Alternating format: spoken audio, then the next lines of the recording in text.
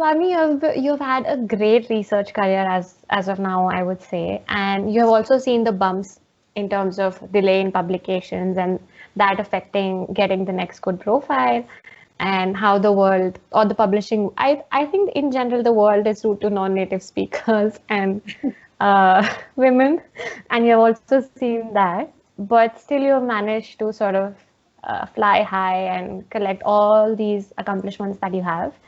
If you look back at your PhD experience and collect all the experience that you have through whatever research you have been doing, what would you say were the key factors that sort of made sure that you reached the position that you are at today? And what would you like to suggest future students who are looking and listening to us in this video? What are those key skill sets or thought process that they should have so that they can go through a PhD program? Because it is really tough and could be disappointing at points. What are your thoughts on that?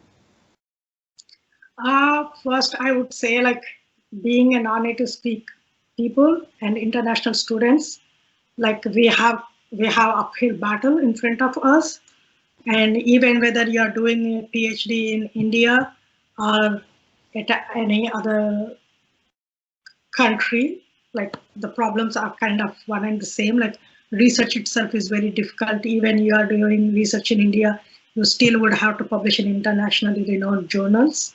That's how our career is made in India as well. So as like many may know, like research is a lot of dedicated work.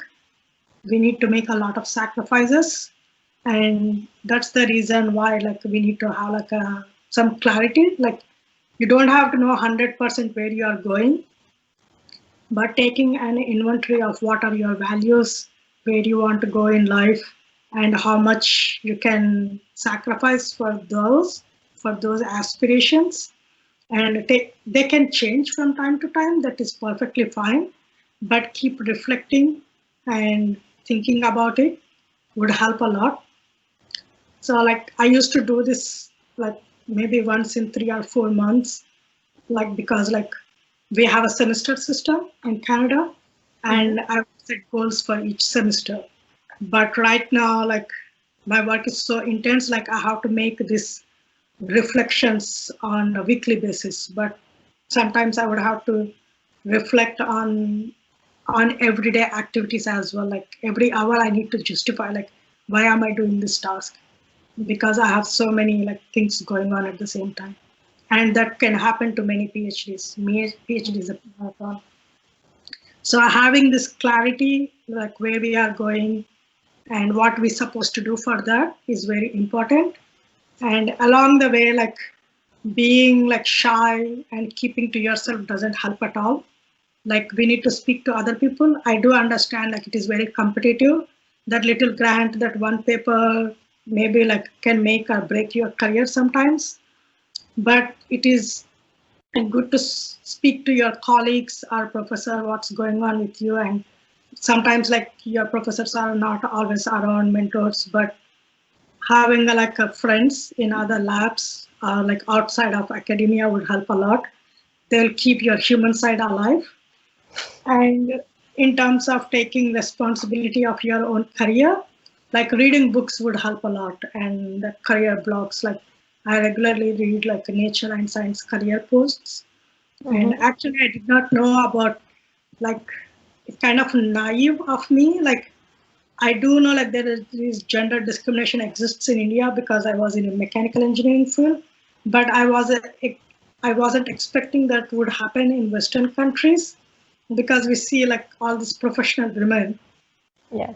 But we don't actually know that they are actually struggling. Like actually as a brown women, we have to suffer even more. I wasn't aware of those, but like luckily I was selected for this Science Alliance leadership program at New York Academy of Sciences, and they educated me about these cultural biases or gender biases or minority groups, which is kind of hurtful. But before entering PhD program, it happens in every country, even in India. So like we're not going to change the system, but having that knowledge would help how to work around the system. And Mm-hmm.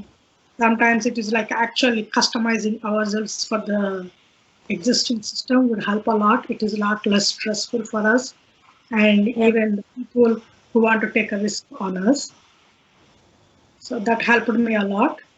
And another important thing I would suggest is communication skills. That is very important. Like take every opportunity that you get. Like there is no way around from escaping from oral or written communication skills. If you are getting into PhD, you are basically becoming a writer. So owning those skills and always pitching your research, those are very important. Like people wouldn't have time to go through all your reading papers. So like having a clarity about like what is your problem that you are trying to address, what is your contribution, what is your collaborators' contribution, and being fair to people, like that is also very important. Otherwise, nobody wants to work with somebody who steals credit. Being honest, direct, and giving credit to people is very important. So having this kind of good skills would help you a lot in progressing not just the research career. I think it is true for any career, but of course in sciences it is a lot more harder because everybody is smart.